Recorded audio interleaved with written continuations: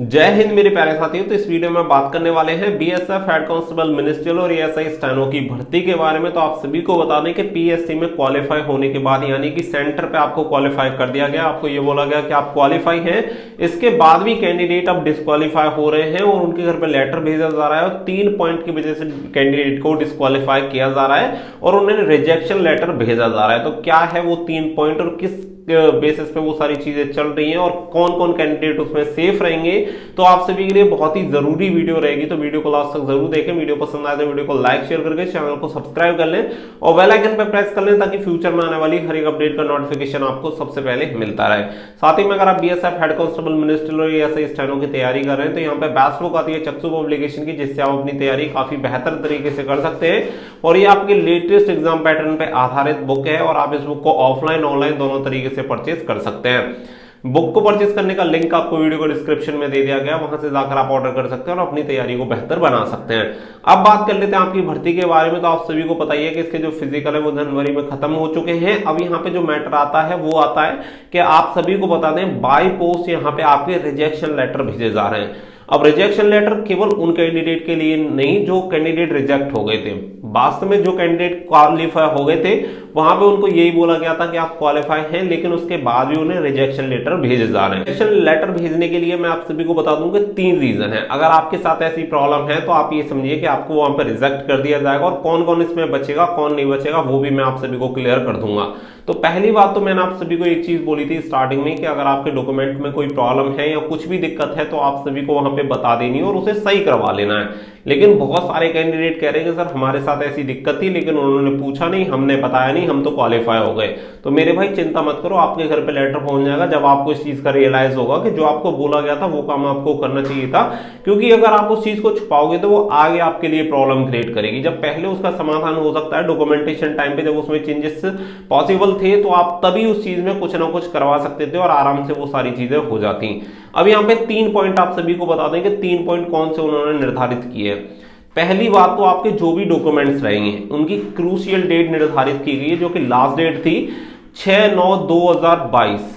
इसके बाद का कोई भी डॉक्यूमेंट आपका नहीं बना होना चाहिए। अगर इसके बाद का अगर आपका कोई डॉक्यूमेंट बना है तो वो एक्सेप्टेबल नहीं है, आपको उसके लिए लेटर जरूर मिल जाएगा। और खास करके ये जो पंगा है वो पंगा है कास्ट सर्टिफिकेट को लेके, वो भी मैं अभी क्लियर आप सभी को कर दूंगा। और सेकंड बात आती है कि आप किसी भी कैटेगरी से बिलोंग करते हो केवल जनरल को छोड़ के, रिजर्व कैटेगरी कोई भी हो, एससी, एसटी, ओबीसी या आपकी ईडब्ल्यूएस, आप किसी भी कैटेगरी से बिलोंग करते हो, आपका जो सर्टिफिकेट होना चाहिए कास्ट सर्टिफिकेट वो केंद्र सरकार से ही बना होना चाहिए। यानी कि केंद्र सरकार वाला, सेंट्रल गवर्नमेंट वाला कास्ट सर्टिफिकेट आपके पास होना चाहिए। अगर आपने स्टेट गवर्नमेंट वाला लगाया है तब भी आपके पास रिजेक्शन लेटर आएगा। नंबर 3 जो पॉइंट आता है वो आता है केवल ओबीसी वाले कैंडिडेट के लिए। मैं आप सभी को सारी चीजें क्लियर कर दूंगा। ओबीसी वाले कैंडिडेट के लिए यह आता है कि इसकी जो लास्ट डेट थी, जैसा कि मैंने अभी आप सभी को बताया, 6 सितंबर 2022। अगर इस दिन तक आपका ओबीसी का सर्टिफिकेट 3 साल पुराना हो गया है तो भी आपको रिजेक्शन आ जाएगा। आपका जो सर्टिफिकेट होना चाहिए वो 3 साल से ज्यादा पुराना नहीं होना चाहिए, 6/9/2022 के बाद का नहीं होना चाहिए, यानी कि 6/9/2022 से पहले बना हो और 3 साल पुराना ना हो ओबीसी कैटेगरी में, तभी आपका वो सर्टिफिकेट एक्सेप्टेबल है। बाकी का कोई भी सर्टिफिकेट हो, किसी भी कैटेगरी का हो, 6/9/2022 के बाद का तो जाएगा ही नहीं। आपका एससी, एसटी, ओबीसी, ईडब्ल्यूएस किसी भी कैटेगरी का सर्टिफिकेट हो वो आपका सेंट्रल गवर्नमेंट से ही बना होना चाहिए। तो इन्हीं 3 ग्राउंड पे कैंडिडेट को रिजेक्ट यहाँ पे किया जा रहा है। इसमें जो सबसे ज्यादा सेफ रहेंगे वो रहेंगे जनरल कैटेगरी, क्योंकि यहाँ पे कास्ट सर्टिफिकेट ही मेन सबसे रीजन है और कास्ट सर्टिफिकेट का जनरल पे कोई एप्लीकेबल नहीं होता, इसलिए जनरल कैटेगरी वाले कैंडिडेट ऑलमोस्ट सेफ रहेंगे। अगर आपके किसी भी एजुकेशन क्वालिफिकेशन कोई डॉक्यूमेंट सर्टिफिकेट वगैरह में प्रॉब्लम है तो प्रॉब्लम हो सकती है, अदरवाइज आपको प्रॉब्लम नहीं होगी। अब इस केस में होगा क्या कि मान के चलिए कि अगर आपका सर्टिफिकेट 6/9/2022 के बाद का बना है या 3 साल पुराना हो चुका है ओबीसी कैटेगरी का, तो क्या हो सकता है। तो मैं आप सभी को बता दूं कि इसकी जनरल कैटेगरी की जो एज क्राइटेरिया है वो है 18 से 25 साल। यानी कि अगर आपकी उम्र सीमा में आपको रिलैक्सेशन की जरूरत नहीं है, आपने कास्ट सर्टिफिकेट लगाया है और अगर वो गलत है, वो वहां पे एक्सेप्ट नहीं हो पा रहा है, 3 साल पुराना है या केंद्र सरकार का नहीं बना है या 6/9/2022 का बना है, कोई दिक्कत नहीं है, आपको भर्ती में बनाए रखेंगे। बशर्ते आपको क्या करेंगे कि वो आप जिस रिजर्व कैटेगरी में आते हैं, चाहे SC ST OBC EWS category में आते हैं, वो आपको उसमें ट्रीट ना करके आपको जनरल कैटेगरी में कर देंगे।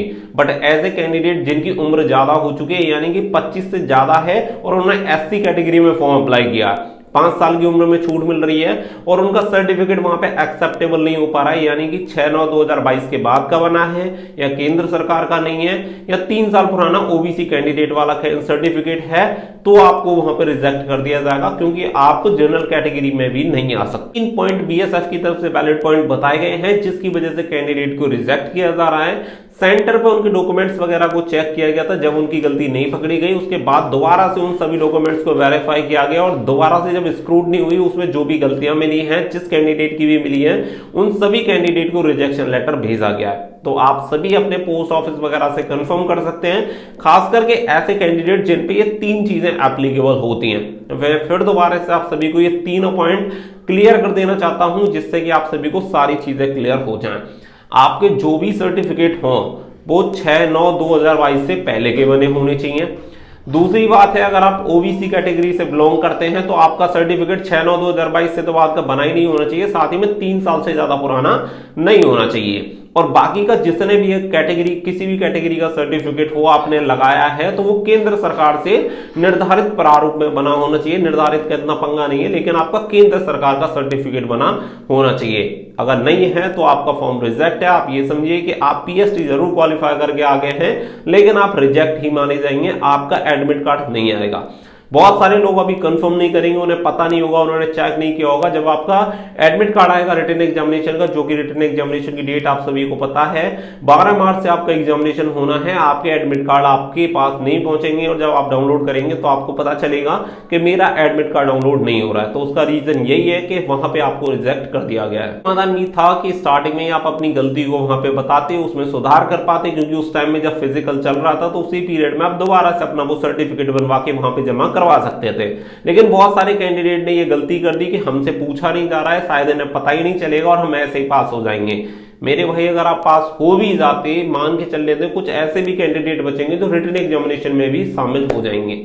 लेकिन फाइनल में क्या, अगर आप ये समझो कि टाइपिंग टेस्ट पास करके, मेडिकल पास करके आप फाइनल ज्वाइनिंग लेने भी जाओगे, अगर आपके किसी भी एक भी डॉक्यूमेंट में गलती है तब भी आपको फाइनल में बाहर निकाल दिया जाएगा।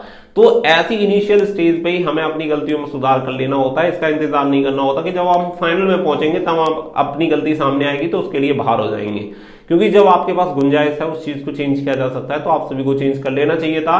और मैंने बार बार आप सभी को बोला गया था, कोई भी कैंडिडेट कहता था कि मुझे ये दिक्कत है तो मैंने सभी को यही रिप्लाई किया था कि आप डॉक्यूमेंटेशन टाइम पे, PST टाइम पे अपने जो भी चेंजेस हो वो करवा लेना, वहां पे हो जाएंगे। अगर नहीं भी होता है तो एटलीस्ट आप रिजेक्ट हो जाओगे, इनिशियल स्टेज में होगे, जब लास्ट तक आप चले जाओगे, जब आपको रिजेक्ट किया जाएगा तो बहुत ही ज्यादा बुरा लगेगा, जो कि बहुत दिक्कत क्रिएट करेगा। एंड आई होप जो ये प्रॉब्लम है, जो तीनों चीजें हैं, वो मैंने आप सभी को क्लियर कर दी है। कौन से कैंडिडेट इस भर्ती में बने रह सकते हैं जनरल कैटेगरी में, वो भी मैंने आप सभी को क्लियर कर दिया है। जनरल कैटेगरी पे कोई इसका इंपैक्ट पड़ेगा नहीं, तो वो भी मैंने आप सभी को क्लियर कर दिया। साथ ही में अगर आपको BSF हेड कांस्टेबल मिनिस्टर की टेस्ट सीरीज चाहिए तो हमारे एप्लीकेशन स्टडी फॉर ड्रीम्स पे आप सभी को मिल जाएगी। हिंदी इंग्लिश दोनों भाषाओं में टेस्ट सीरीज दी गई है, डिटेल सॉल्यूशन भी आप सभी को मिल जाएंगे। 150 प्लस आपको मॉक टेस्ट वहां पे दिए गए हैं, तो वहां से जाके भी अपनी तैयारी को काफी इंप्रूव कर सकते हैं। लिंक वीडियो के डिस्क्रिप्शन में दिया गया है। तो मिलेंगे नेक्स्ट वीडियो में, फिलहाल ये बस इतना ही। So thank you for watching. जय हिंद, जय भारत।